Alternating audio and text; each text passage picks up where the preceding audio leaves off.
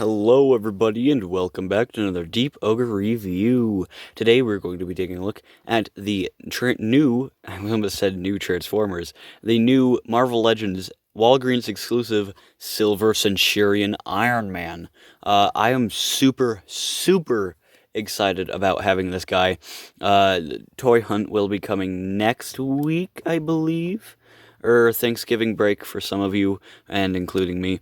It will be coming out then, because I am going to a couple of Walmarts and a couple of Targets this weekend. But nonetheless, this figure is amazing. I have no reason to love it. I have no connection to Silver Centurion. I love the design, but I don't. I have no connection to Silver Centurion, but I love it. I couldn't put this guy down at all. I've been looking for him for like 2 months, and I finally found him at retail price. I would say this guy's worth 30, to be honest. If you don't want to spend that for a Marvel Legend, okay, but I couldn't find this guy for retail price, and I was like, to me it's more rewarding to find something in the store, especially if it's an exclusive. So I just held off until I could find him in stores, and boy oh boy did I. It's going to be one of the wins of that toy hunt. I hope there's another RED Soundwave. But without further ado, let's take a look at his accessories. And here are his blast effects. We'll get into the hands later. So for the blast effects, you get this effect that we've been seeing since around 2016. I think the first time this effect debuted was in the Civil War 3-pack with the battle-damaged Iron Man. Oh, no, I think it might have been in the single-carded Civil War Iron Man. But nonetheless, this accessory looks very good. It is in a kind of piss opaque yellow. Other than that, it is pretty good. They are two separate pieces, so you can take it apart, and I don't know what you would use this for alone, but you could use this or plug it in together, which is what most people would keep it as. And they are the same sculpt, both of them. They are just a little warpage, but you can just easily bend them back into place. And obviously we have the same thing, just without those bottom plume effects. And that's what these are for. So these are sort of new. They came out last year with the 80th Iron Man, the classic Alex Ross Iron Man, and they're very beautiful sculpted. They are translucent yellow, just as the others, and they are bigger, and they are meant to fit in with these and go on the feet. You saw that in the opening, and you'll probably see it again while I'm doing the photos at the end, and that's how it's supposed to look. So yeah, for the effects, or for his effects accessories, they look very, very nice, and I'm so excited, or I'm very, very happy with how they came out. I decided to do the hands after because I do have a little bit of gripage with the hands. These fists look very good. I think these are new sculpt. You can even see a little bit of sparklage in there and a little bit of swirly twirly, which I really love when it comes to like Iron Man figures and stuff. A little bit of sparklage. There's the back of the hand has a little bit of armor plating, and then you can see the phalanges have those lines, kind of like Colossus. And then you have his hands for the repulsors, which is where I get the gripes. They don't have hinges. I don't know when they started. I think it was Infinity War with the Infinity War Iron Man, but it doesn't have hinges at the hands at all. But these do. Like, I wish that these had hinges so you can just have them, like, in a kind of relaxed pose, kind of like just like this. So you can sort of have him in a kind of relaxed pose, but you just can't. You can't without breaking this peg. So that sucks. And another thing that I don't like is that for me, on mine, it is really hard to get any of the hands in. There we go. And for me, I don't know why, but it is a little bit harder to get the fists in. But also, I wanted to talk about the hands last because you see those holes in the open hands. You just kind of like boom there and boom in there. So you can have him flying and doing all pew pew pew pew pew pew pew pew pew pew pew. And overall, his accessories are pretty cool. Now on to his details.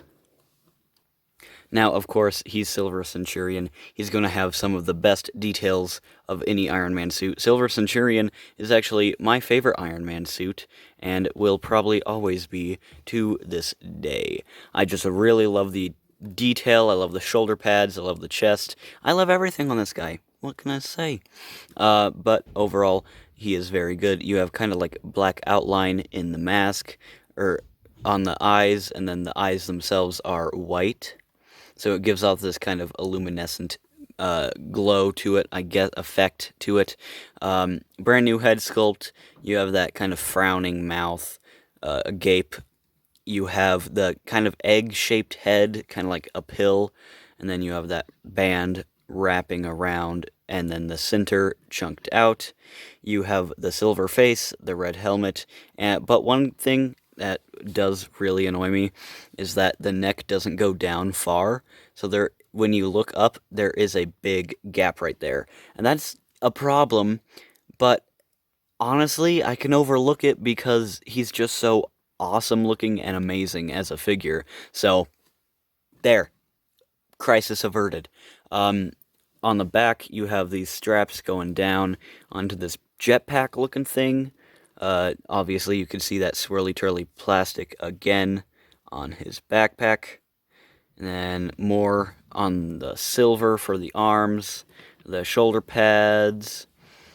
The arms are reuse from that 80th Ironman. I think this torso, maybe not. I don't think this torso is reuse. I know the crotch isn't. I think the legs, and the legs down to the boots, and then the arms down to the hands is the reuse from the 80th Ironman. But other than that, I think everything is brand new sculpt. You can see he has a more triangular arc reactor in the center. Arms, you have the little gauntlets going down into the hands. Jetpack looking thing with some nice nuts and bolt detail. You have the abs right coming down to that Iron Man dick, that iron ass. Smack it thick with two C's. Tony Stark, more like Tony Thick. Ooh.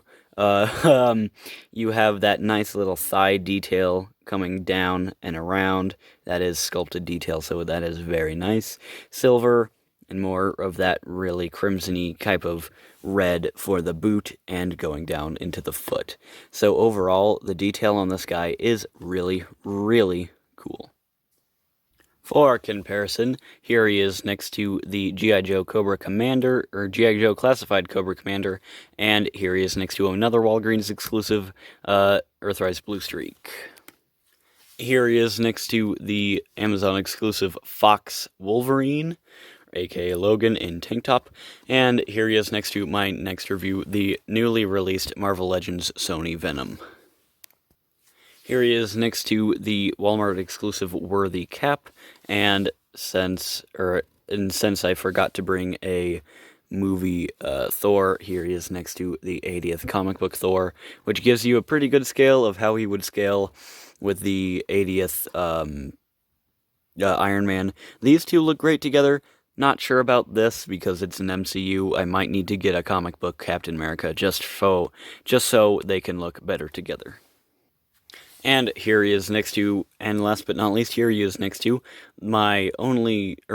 some of my only two Iron Men in my collection. Here we have the Bronco, or Disco Iron Man, and the Civil War Battle Damaged custom I did.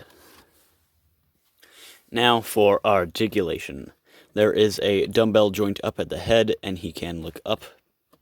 Sorry about that. He can look up about that far, down about that far, and crazy amount of tilt. Arm can go out about that far, down about that far. Full 360, bicep swivel, double jointed elbow, only gets around barely past 90. His wrist can swivel, and obviously the hinge on the fist, but there is not a hinge on the repulsor blast hands. You have an ab crunch that goes forward that far, back that far, waist swivel, leg can kick up about that far, back about that far, thigh swivel, spread, full 360 at the thigh, as I just said, double knee right up there, can kick his ass, or his back at least. No boot swivel, which is kind of weird because there's the boot sculpt right there, but you do get ankle going, or foot going down, up, and ankle pivot. Now for my final thoughts and some photos. Now for my final thoughts. What do I think of this guy? I think he is utterly fantastic. In my opinion, he is up there with Tom Hardy Venom. If you can find him in stores, good on you. If you can find him for $30, I'd still pay for him for $30. I'm kind of sad that I didn't get him earlier now because he's just that good of a figure. So, yeah, if you see him, pick him up, please, for the love of God.